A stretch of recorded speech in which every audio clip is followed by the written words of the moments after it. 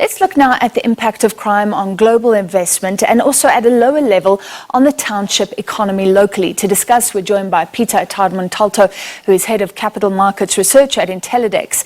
We're also joined by the President of the South African Small and Medium Enterprise Forum, Tebogo Khaas. Thank you both, gentlemen, for being with me.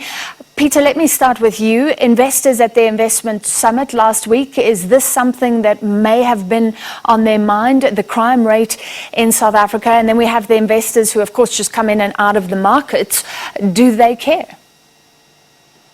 So your big FDI investors, I think, didn't bring this up last week because this has been such a long-running issue on crime. We largely have companies either choosing to deal with it through insurance, through the way they deal with paying for staff security, for expats and things like that, and becomes just a cost of doing business in South Africa. There erodes competitiveness in those terms.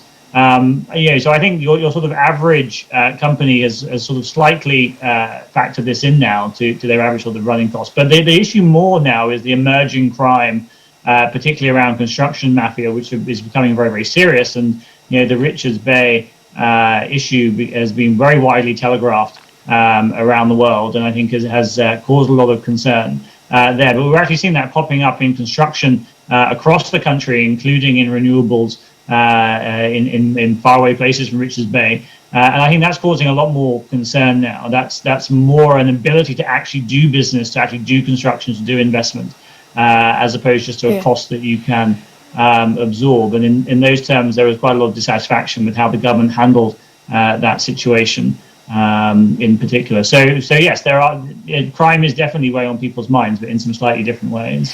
What about the fact that road transport is expensive, and we also have sabotage, so we're looking at train tracks affected, and we're finding it difficult to get those trains up and running. Is that an issue? Well, that's where the Ford example is so interesting. Remember, Ford came in and trumpeted the fact that they would be utilizing rail to get from Pretoria to the coast to export their ships. So then there's been widespread cable theft. There's been other problems in terms of actually getting insurance for rolling stock and issues like that.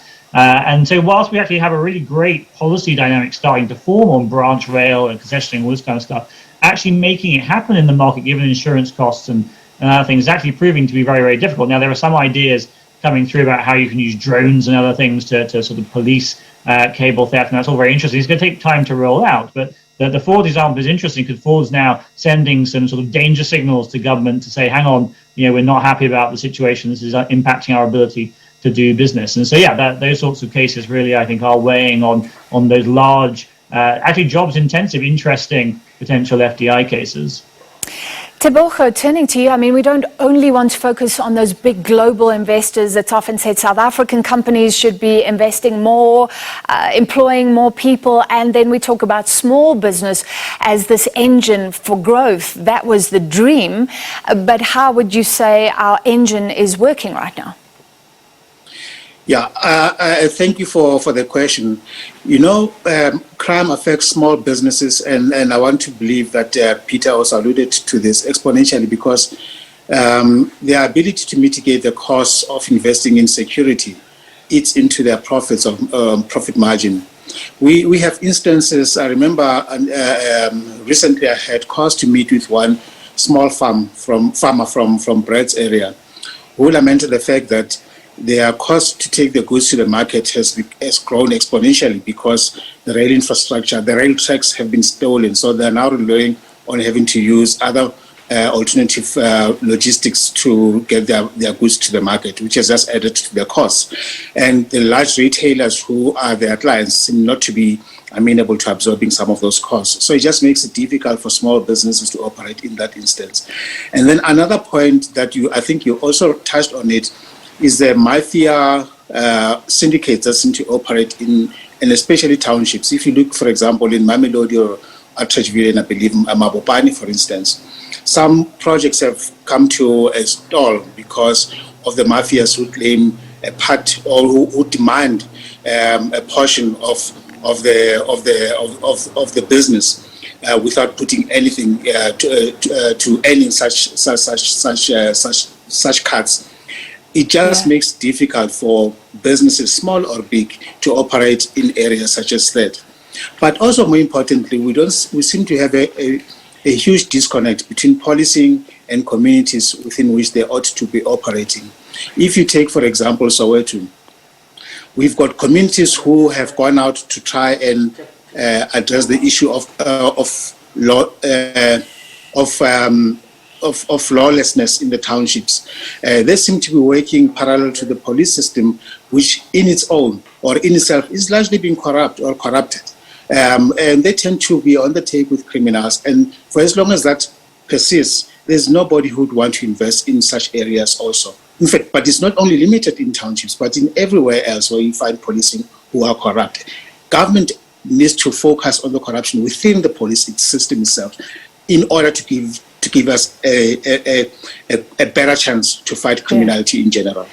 Yeah, how sad if people running small businesses don't trust the cops to protect them. Tebogo, do you think this is a major impediment to the flourishing of the township economy that we've wished for years? Maponya Mall was built and it was hoped that people would spend money in townships rather than taking it to the big cities. But it doesn't seem like there's been much traction since that mall was built even. No, absolutely. In fact, you don't even have to look at Maponya Mall or Soweto as an example. Even downtown Joburg itself.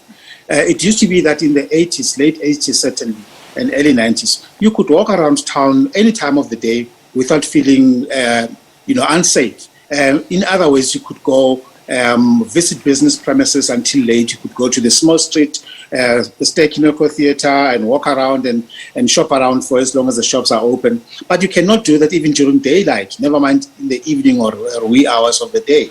So that in itself is a problem that government ought to look at very seriously if you are to really eliminate or make the environment conducive for people to go shopping or to go out eating or visiting other places of interest. And for as long as there's criminality, which we know it is endemic within both the Metro and the SA police, we will never win the problem against crime. In fact, it starts even from when tourists arrive at the OR Tambo or any other international airports, where you find police working with criminal syndicates, alerting them or helping or aiding and abetting them in the commission of crimes following tourists or visitors into the country from points of entry. Well, tonight a new police commissioner was announced. Hopefully he is watching this and hopefully things could change. Peter, final question for you. Would you agree that social issues, unemployment, the potential for unrest in South Africa is becoming something that investors are deeply concerned about in general, maybe even those that used to look at the bottom line of companies, that they're seeing the potential here for business to be affected profoundly in future? Oh, indeed. And I think we talked about this together in July last year, right? This risk, which was always out there of sort of social unrest from inequality, and more political instigation, was always a risk you could push out to sort of in the future beyond the forecast horizon, really came home and was crystallized in July last year. And so, yes, that's very much front and center. I think the fear, talking to a lot of FDI investors, corporates and large offshore funders and banks and people, is that the underlying issues are not being solved around July last year, of course, both in terms of accountability and instigation last year, but also on the political side, on the inequality side. The tinderbox still is very much there. And of course, it's really going to be the SMMEs who are actually impacted. The implication of last year was we are now seeing very, very large, very significant hikes in SASRA insurance, with many SMMEs may well not be able to afford or want to afford, and whereas larger businesses can cover those insurance costs. And I think, again, this is just this ratcheting of inequality and how the system reacts and how big and small business reacts to this. But I think, it's why we need to see growth opportunities, why we need to see labour absorption to reduce these risks. But it's also why we need to see accountability. I suppose that would be the message, as you say, for the new police commissioner tonight, is that business wants to see accountability for these things to get comfort in the ability to invest. All right, thank you both very much. I wish there were better facts on the table for us, a better theme, but we appreciate your time tonight. Peter Attard Montalt, Head of Capital Markets Research at Intellidex. Tebogo Khaas is the President of the South Africa SMME Forum.